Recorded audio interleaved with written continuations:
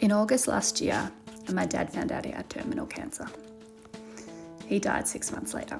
He was a man who loved to drink, a bet, the footy, spending time with friends and family, welcoming people into our family.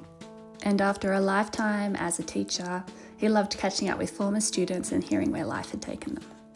He valued travel and making long-term connections with people. When it came time to decide what he wanted to happen at his end of life, he decided he wanted to be buried in the beautiful town of Apollo Bay, where we were all raised.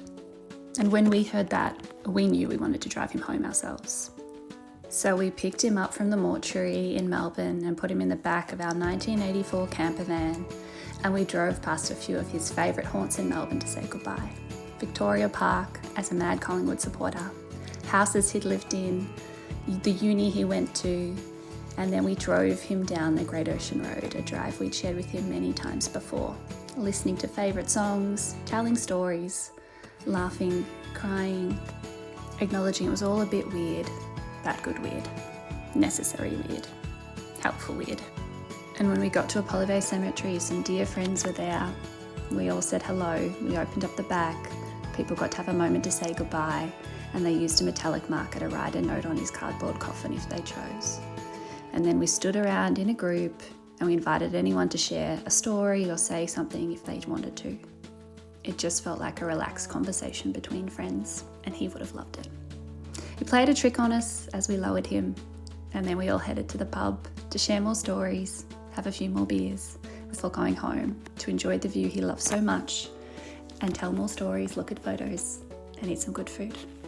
It wasn't conventional, but when we spoke to him about it and told him this was what we wanted to do for him, he loved the idea. He quite liked that we were doing it a little bit differently and there could be some education through his death. He did his best to face his death head on and to talk about it and be open about it. It wasn't always easy, but he endeavoured to every step of the way. And when the time came, he was fortunate. His death was not prolonged. It was not particularly painful, and I think it's safe to say he had a good death. Knowing he had a good death doesn't take the grief away, but we are fortunate to not have complicated grief. We got time with him to share stories, to reflect, to tell him how much we love him. Not everybody gets that, and it's a lot more complicated when you don't, or if your relationship with the person is complex. Not everyone has the information to take their loved one home in a camper van when they die, but I'm always here to have open and transparent conversations to support people.